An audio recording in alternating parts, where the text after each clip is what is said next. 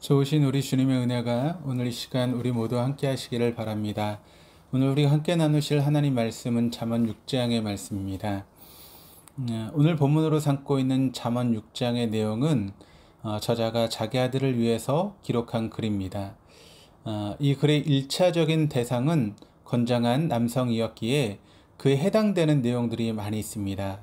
6장의 내용은 크게 보증에 관한 내용, 또 게으름에 대한 내용, 불량하고 악한 자에 대한 내용, 여호와께서 미워하시는 것에 대한 내용, 또 음행에 대한 그런 내용으로 구성이 되어 있습니다.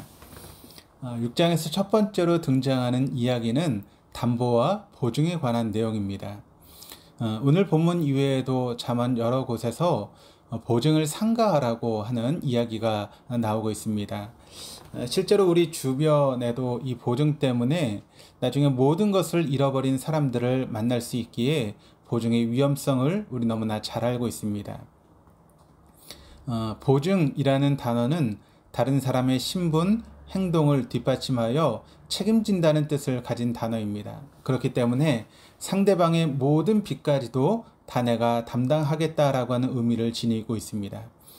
그렇기 때문에 성경에서 보증이라는 단어가 어떻게 사용되었는지를 살펴보면 오직 하나님께서만 보증이라는 단어를 사용하십니다. 반면에 인간이 다른 사람을 보증하는 일에 대해서는 금하고 있습니다. 도움이 필요한 이웃이나 형제들에게 내가 가진 것의 일부를 나눌 수는 있지만 내가 그 사람의 빚을 무한정으로 책임질 수는 없는 것입니다.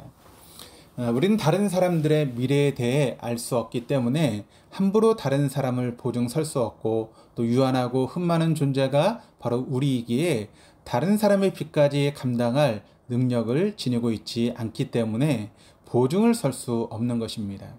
보증은 하나님만이 하실 수 있는 일입니다. 따라서 아무리 내가 보기에 별 문제 없어 보이고 내 생각에 옳은 것 같아 보인다 하더라도 하나님보다 앞서서는 안 됩니다. 또한 하나님의 영역을 침범해서도 안 됩니다. 우리는 우리 인생의 주인이 아닙니다. 우리 인생의 주인은 하나님이십니다. 그렇기 때문에 무엇을 하든지 주인께 여쭙고 이를 행할 수 있어야 됩니다. 하지만 이 사실을 망각하고 하나님께 여쭙지 않고 하나님의 음성을 듣지 못한 채 의리나 인정에 끌려서 내가 하나님보다 앞서가게 되면 돌이킬 수 없는 후회스러운 결과를 맞게 되는 것입니다. 두 번째 살펴볼 수 있는 계미를 통한 게으름에 대한 경계의 메시지는 우리가 많이 들어봤던 그런 내용이죠. 이야기를 통해 우리가 깨달을 수 있는 사실은 미물에 불과한 개미조차도 부지런히 자기가 해야 될 일을 잘하는데 하나님의 자녀가 된 우리들이 게으르게 살아간다라고 하는 것은 부끄러운 일이라는 사실입니다. 특히 신앙생활에 있어서 더욱 부지런해야 함을 힘써야 합니다. 부지런함으로 더 많은 재산을 모으고 성공할 수 있기에 부지런한 것이 아니라 우리 그리스도인들이 부지런해야 하는 가장 큰 이유는 말씀이 우리에게 그렇게 살도록 가르치고 있고 말씀이 육신이 되어 이 땅에 오신 예수 그리스도께서 이 땅에서 그렇게 사셨기 때문입니다. 예수님께서는 공생애를 시작하시기 전에도 부지런히 하셨겠지만 성경에 나타난 3년간의 공생의 기간을 살펴보면 많은 사람들이 예수님께 몰려와 치유받고 말씀을 듣고 예수를 만나려 하였기에 쉴 틈 없이 바쁘게 사셨습니다. 우리 주님께서는 참으로 부지런하게 그리고 열심히 이 세상에서 사셨습니다. 참된 주님의 자녀는 주님께서 이 세상에서 보여주셨던 것처럼 땀을 흘리고 노력하고 열심히 최선을 다해 살아야 됩니다. 세 번째는 12절에서 19절까지의 내용은 불량하고 악한 자에 대한 묘사와 여호와의 미워하시는 것에 대해서 이야기를 하고 있습니다. 그 내용들을 살펴보면 불량하고 악한 자의 행동이 결국에는 여호와의 미워하시는 것임을 알 수 있습니다. 불량하고 악한 자나 여호와께서 미워하시는 자는 대부분 하나님을 알지 못하는 자가 아니라 하나님의 자녀라고 하면서도 하나님께 순종하지 않는 자들을 일컫는 것입니다.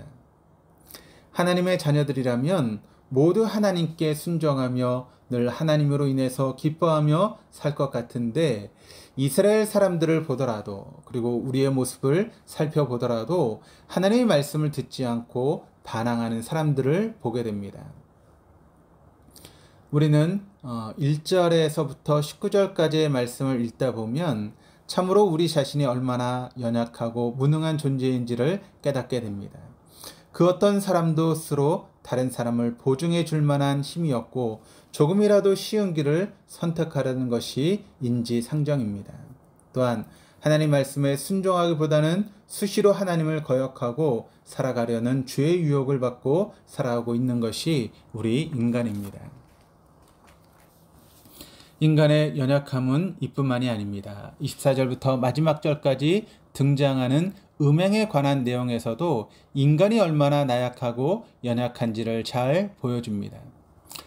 이 새벽 우리에게 주신 이 말씀을 통해 우리는 연약하고 유한한 존재이기에 하나님께서 붙잡아 주시지 않으면 절대로 살아갈 수 없음을 깨닫고 오직 하나님만을 의지하기로 다짐할 수 있어야 됩니다.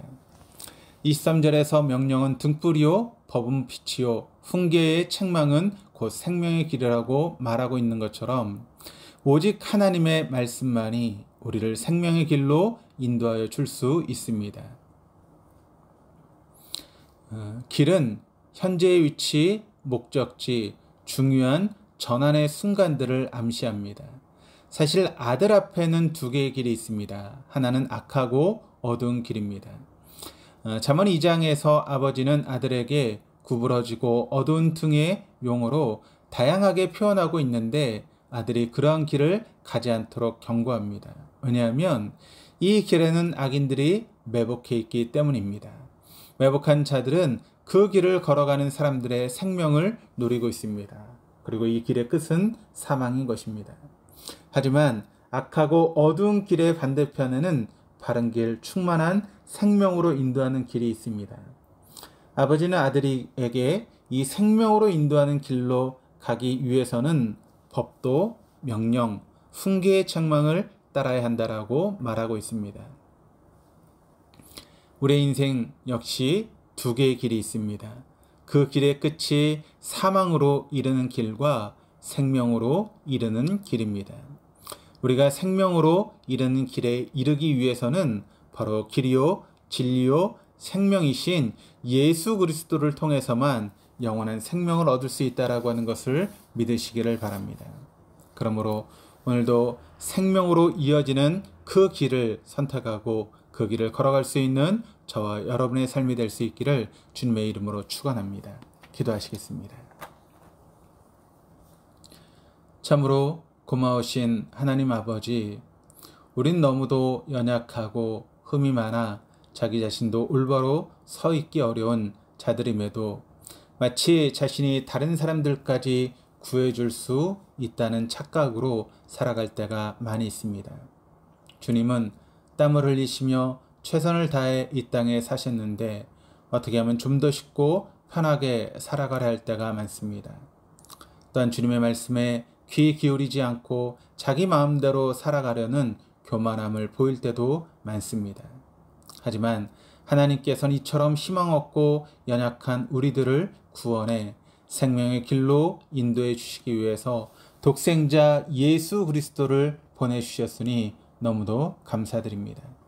이 시간 진심으로 원하기는 우리를 구원해 주실 유일한 그리스도 예수만을 의지하며 살아감으로써 영원한 생명의 길로 우리를 인도하여 주시옵소서. 이 모든 말씀 우리의 구원자 되시는 예수 그리스도의 이름으로 간절히 기도드립니다. 아멘.